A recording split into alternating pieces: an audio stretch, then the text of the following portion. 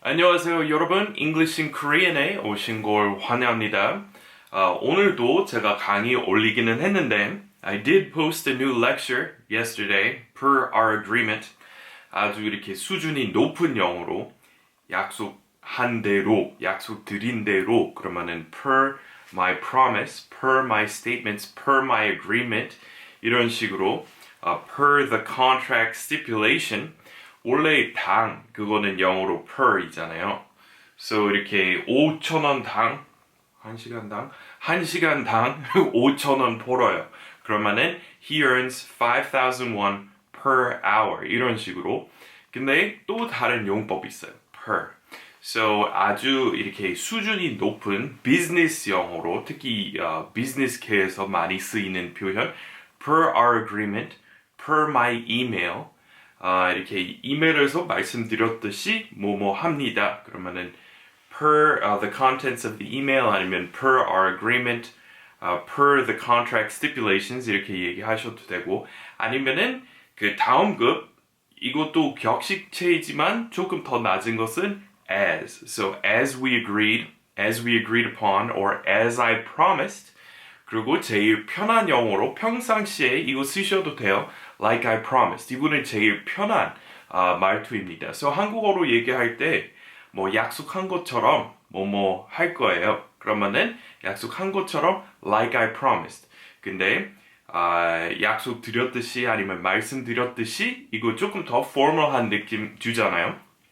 영어에서 like보다 as 그런 역할 해주는 거고 그리고 제일 높은 것은 per 이렇게 비슷한 그 의미 지니고 있지만 어감이 조금 달라요. 아무튼 I got off track. 그 본론을 돌아가서 getting back on track, getting back to the main topic. As I agreed, as I promised I would do, I posted a lecture yesterday. 근데 그거는 원래 EIK Plus 한 3년 동안 그 해온 유료 채널이 있었는데 이제 새해 맞이하면서 유튜브 정책 이렇게 바뀌었어요. 그리고 이제 유료 채널 그 전반적으로 다 없애버렸어요. 그래서 제 유료 채널도 없어졌어요. 근데 거기 그 지난 3년에 걸쳐서 올렸던 강의 한 200편 정도 돼요. 근데 그런 거 그냥 버리고 싶지 않았으니까 가끔씩 여기 무료 채널에 올리려고 합니다. 그래서 그거는 그 지금 EIK 강의랑 EIK 플러스 강의 구별하실 수 있도록 제가 플러스 이렇게 붙이면은 그러면 원래 유료 채널에 올린 강의였구나 이렇게 생각하시면 됩니다. 오늘의 주제는 동사로도 써요. 그래서 흔히 사람들이 명사형만 알고 있는데 덜 알려진 동사형도 가지고 있는 단어 살펴보려고 합니다. So these are words that are commonly known or commonly used as nouns but also have a lesser known verb form. So 원어민이면은 이 동사형도 알고 있고 많이 써요. 이거는 엄청 막 수준 높고 아무도 안 쓰는 동사형은 아니에요. 이거는 일상적으로 많이 쓰는 동사형들입니다. So 그냥 시작할까요? 바로 시작하겠습니다.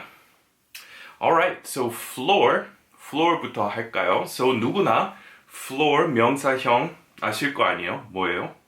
바닥. So 바닥에 누워 있어요. 그러면은 I'm lying on the floor.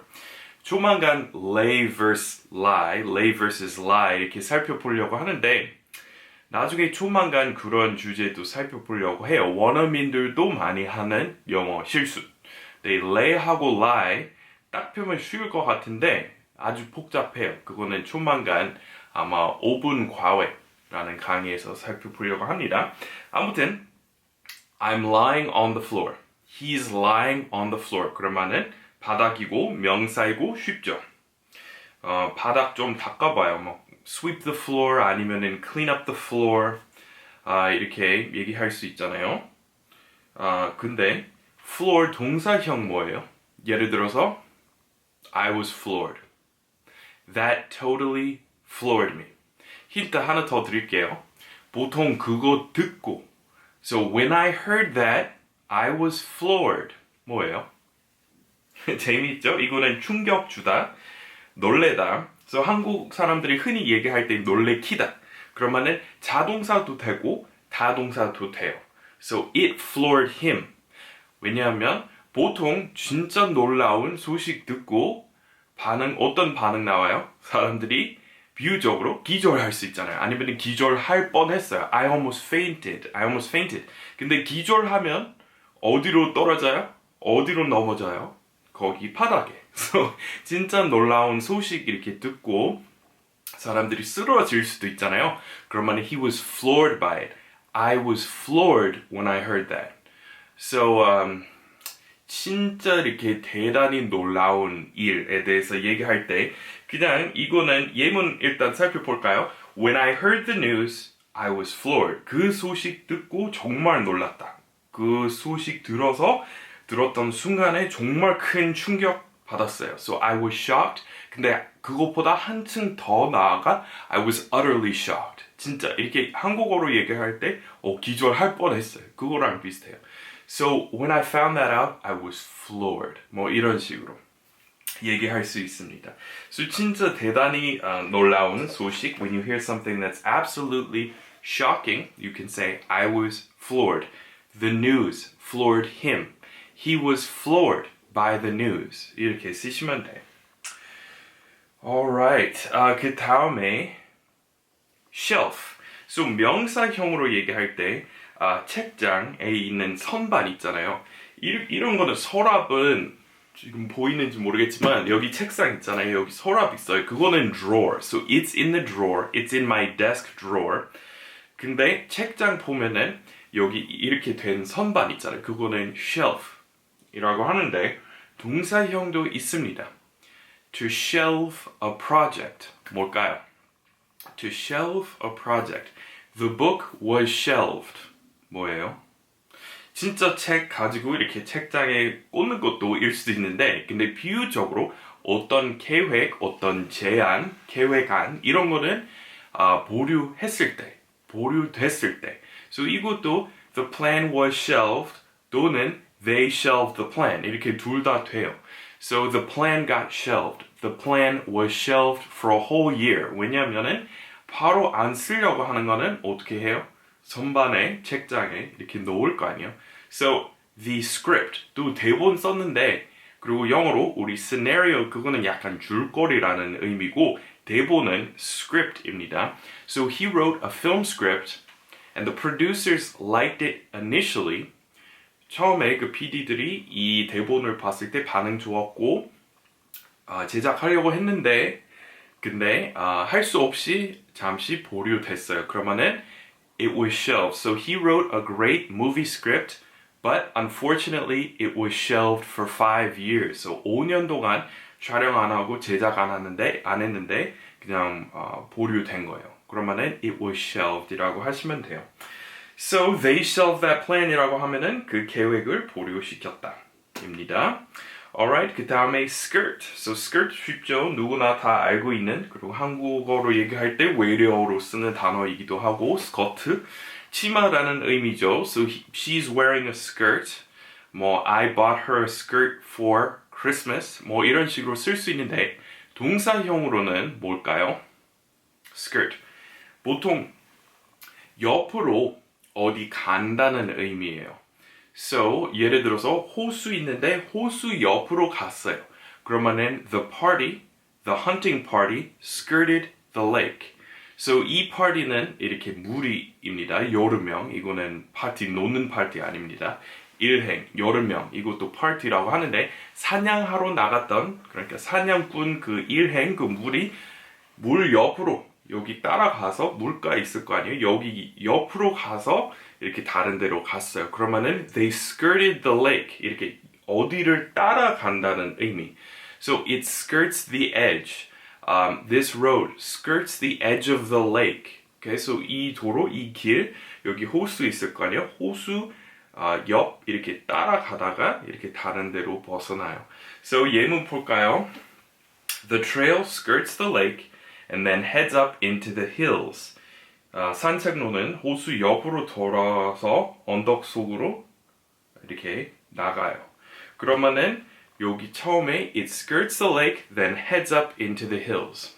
So skirts 또는 어떤 이슈 똑같이 이렇게 피하는 거니까 he's skirting the issue. So 여기는 제일 중요한 요점, 여기 본질적인 의미 여기 있는데 항상 돌려서 he's beating around the bush. He keeps skirting the issues. Okay? So 직답 안 해줘요.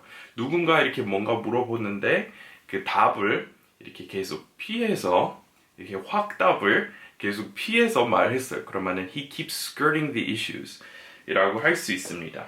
So 피하다, 옆으로 가다 이렇게 여기 중요한 거 여기 있는데 옆으로 간다는 의미입니다. Alright, 그 다음에 bar. So 이것도 쉽죠?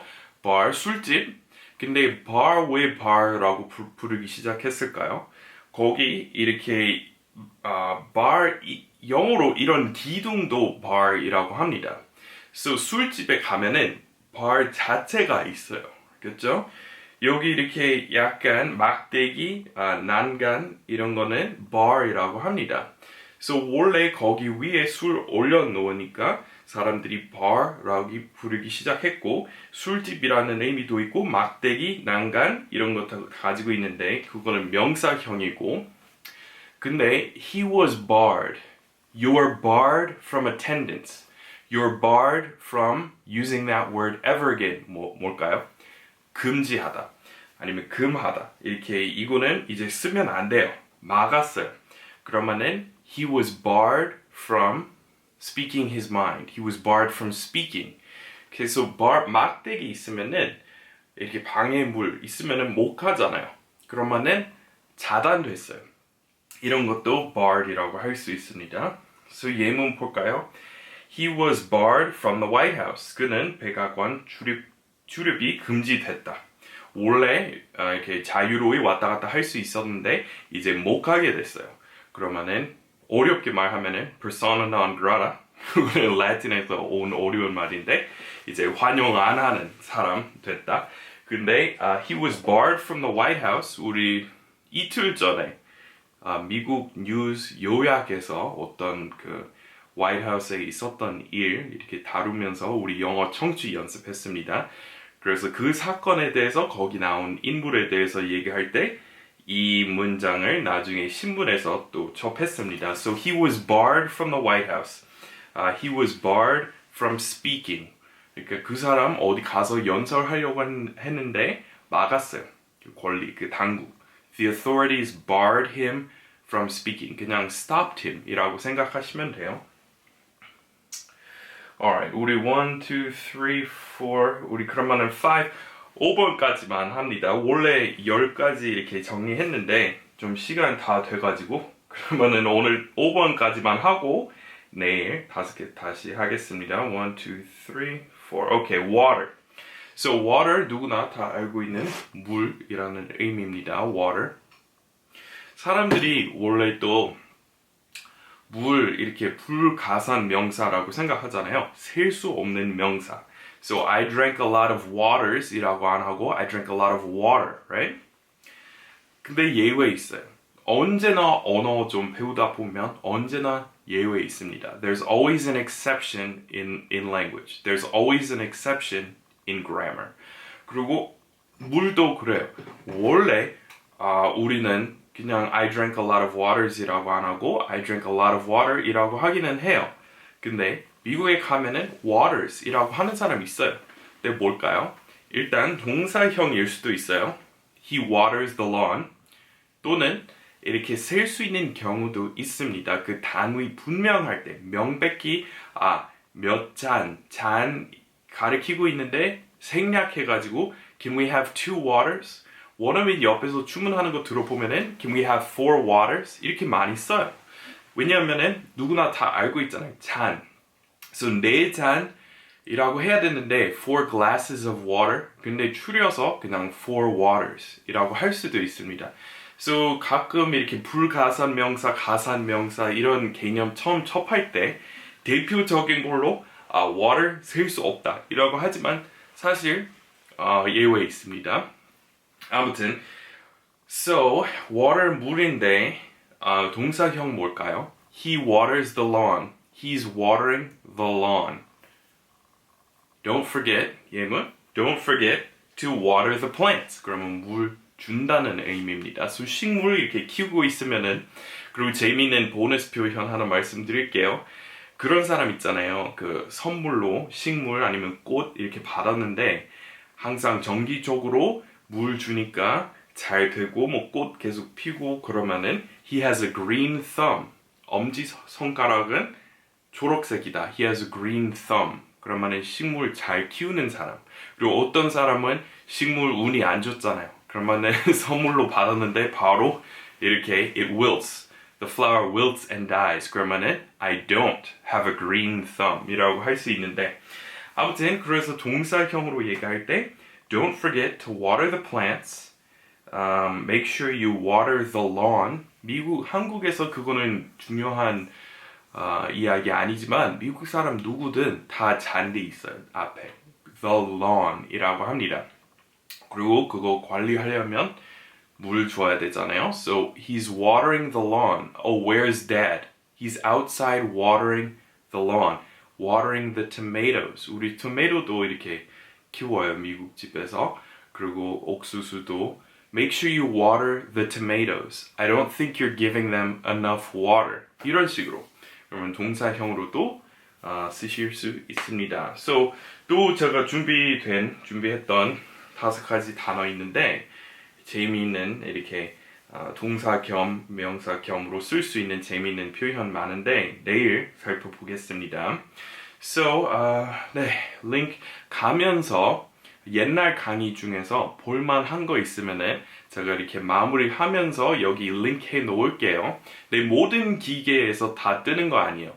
이렇게 되는 기계도 있고 안 되는 기계도 있는데 일단 보통 앞으로 마무리하면서 옛날 강의 중에서 볼만한 거 있으면은 말씀드릴 거고 제가 작곡했던 노래 아직 안 들어보셨으면은 한번 들어보시고 조만간 sooner or later 영어로 얘기할 때 sooner or later 거기 가사에 대한 학습 준비해서 좀 여기 강의에서 좀 다루어 보려고 합니다. Thanks everyone for stopping by this edition of EIK and we'll see you again tomorrow. Bye bye.